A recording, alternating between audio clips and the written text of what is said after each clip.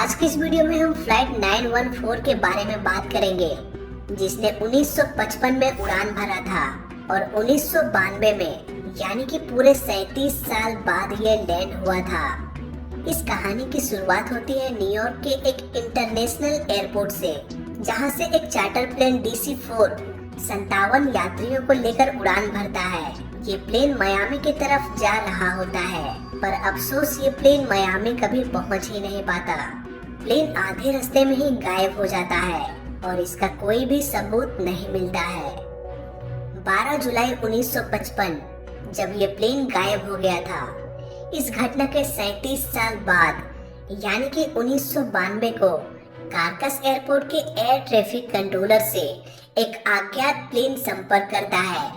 ATC plane के pilot से उसका परिचय मांगता है। जवाब में पायलट बोलता है कि ये DC-4 फ्लाइट 914 है, हम कहां पर हैं। ATC को इस पायलट के बात पर यकीन नहीं होता, क्योंकि पायलट जिस प्लेन का नाम ले रहा था वो 37 साल पहले गायब हो चुका था। फाइनली इस प्लेन को एयरपोर्ट में लैंड करने की परमिशन मिल जाता है। ग्राउंड का क्रू मेंबर प्लेन के नजदीक जाता है और बताता है कि ये 1992 है और ये कारकस वेनेजुला एयरपोर्ट है। फ्लाइट 914 के पायलट को ये सब बहुत ही अजीब लग रहा था और 1992 के मॉडल प्लेन्स को देखकर पायलट इतना घबरा जाता है कि वो ग्राउंड क्रू को सामने आने से रोक देता है और कहता है कि हम यहाँ से जा रहे हैं। पायलट के पास एक फाइल था जिसे हिलाते हुए ग्राउंड क्रू को अलविदा कहता है। इसी दौरान उसके फाइल से एक पेपर नीचे गिर जाता है, जो कि सन 1955 का एक कैलेंडर था और प्लेन फिर से टेक ऑफ करके हवा में गायब हो जाता है। ग्राउंड क्रू इस घटना का आई विटनेस था और ATC से बात किया हुआ रिकॉर्डिंग, जिसे आज तक गवर्नमेंट के हिरासत में सुरक्षित रखा गया है। ये कहानी यहीं पर खत्म होती है और यहीं से शुरू होता है हमारा केस स्टडी। दोस्तों, अगर प्लेन 37 साल बाद सही सलामत लैंड होता है तो ऐसा सिर्फ एक ही कारण से संभव हो सकता है और वो है टाइम ट्रेवल। बात करें अगर टाइम ट्रेवल की, तो टाइम ट्रेवल दो तरीकों से किया जा सकता है। फर्स्ट है ब्लैक होल के ग्रेविटेशनल फील्ड के नजदीक जाकर और सेकंड है अराउंड लाइट के स्पीड से ट्रेवल करके। अब क्योंकि पृथ्वी पर एक ब्लैक होल का होना संभव नहीं है, इसीलिए हम सेकेंड ऑप्शन पर बात करेंगे। फ्लाइट 914 दो इंजन का प्रोपेलर वाला प्लेन था, यानी कि ये जेट इंजन वाले प्लेन्स जैसे कि बोइंग 737 से भी कम थ्रस्ट प्रोड्यूस करेगा, यानी कि ये प्लेन कभी भी इतने स्पीड को गेन नहीं कर पाएगा कि वो टाइम ट्रेवल कर सके। आपके जानकारी के लिए बता दूं, जब भी कोई ऑब्जेक्ट लगभग लाइट के स्पीड से ट्रेवल करने लगता है तो उस ऑब्जेक्ट के लिए समय धीमा हो जाता है और इस तरह से वो ऑब्जेक्ट टाइम ट्रेवल करके समय में आगे जा सकता है। पर फ्लाइट 914 के साथ हुई ये घटना किसी भी तरह से टाइम ट्रेवल को इंडिकेट नहीं करता है। तो आखिर सच्चाई क्या है, इसे जानने के लिए हमें पायलट के द्वारा छोड़े गए उस कैलेंडर को जांच करना पड़ेगा। ये कैलेंडर 1955 का था, पर सवाल ये नहीं था कि ग्राउंड क्रू को जो कैलेंडर मिला वो 1955 का है, बल्कि सवाल ये था कि पायलट के पास कैलेंडर कैसे आया। पायलट के पास वो कैलेंडर क्यों था? क्या पायलट को दिन या तारीख याद नहीं रहता था? और आखिर में सवाल ये भी आता है कि वो कौन सा फाइल था जिसमें से वो कैलेंडर गिरा था। इन सारे सवालों का जवाब पाने के लिए हमें 20 साल पीछे जाना पड़ेगा। 30 अक्टूबर 1935 B299 नाम का एक प्लेन टेक ऑफ के दौरान ही क्रैश हो जाता है। इन्वेस्टिगेशन के बाद ये पता चलता है कि पायलट फ्लाइट कंट्रोल सरफेस को अनलॉक या रिमूव नहीं कर पाता है। फ्लाइट कंट्रोल सरफेस बेसिकली उन कंट्रोल्स को कहा जाता है जिसकी वजह से प्लेन डायरेक्शन और एल्टीट्यूड को मेंटेन कर पाता है, और उस जमाने में प्लेन्स के सारे कंट्रोल्स को एक सीक्वेंस में याद रख के प्लेन को कंट्रोल करना पड़ता था। B299 के पायलट को ये कंट्रोल्स याद नहीं रहा और प्लेन क्रैश हो गया। इस घटना के बाद हर एक प्लेन में एक चेकलिस्ट का होना जरूरी घोषित कर दिया गया। इस चेकलिस्ट में हर वो चीज लिखा होता है जो पायलट को प्लेन उड़ाते वक्त काम आता है।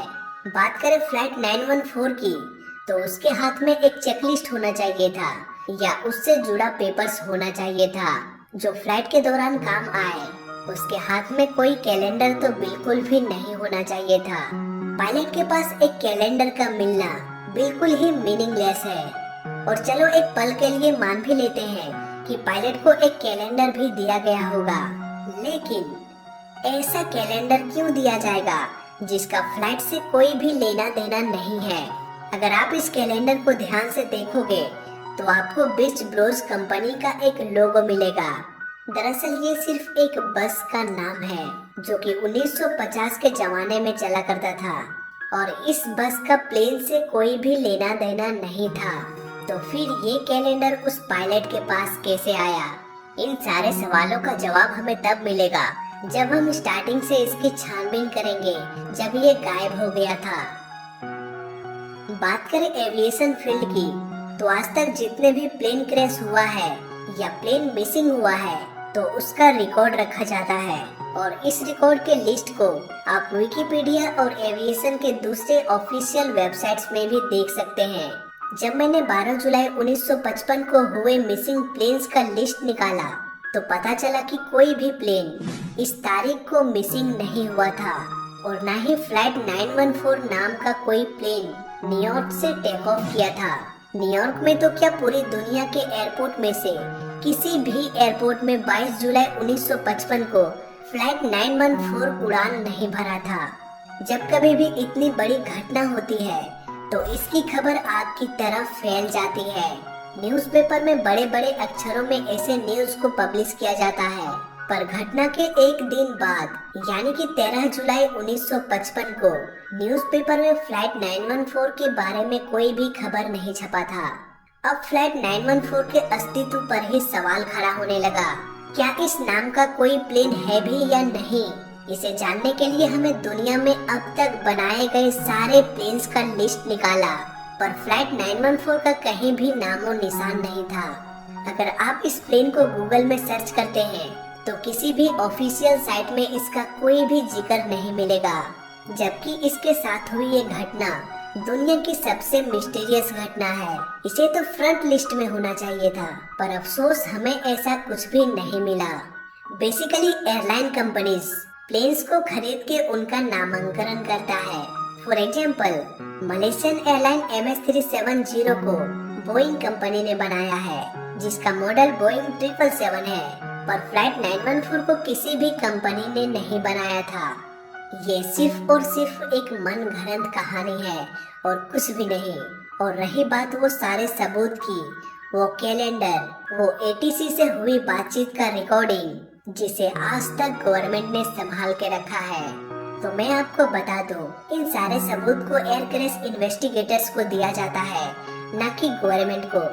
ये सबूत म्यूजियम का शोभा बढ़ाने के लिए नहीं होता है, बल्कि घटना की छानबीन करने के लिए इसका इस्तेमाल किया जाता है। दोस्तों, सच तो ये है कि ऐसा कोई सबूत ही नहीं था और न ही ऐसा कोई घटना 1955 में हुआ था। इस न्यूज को थोड़ी सी और गहराई में छानबीन करने के बाद ये पता चला कि इसे एक न्यूज़पेपर ने सबसे पहले पब्लिश किया था, जिसमें कि उस आई विटनेस का भी फोटो था जिसने उस पायलट से बात किया था। पर न्यूज़पेपर में छपा ये खबर वायरल नहीं हुआ।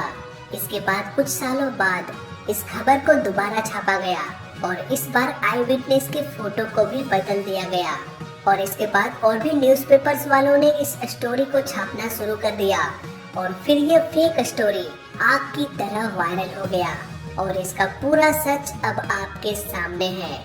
तो इस वीडियो में अभी तक के लिए बस इतना।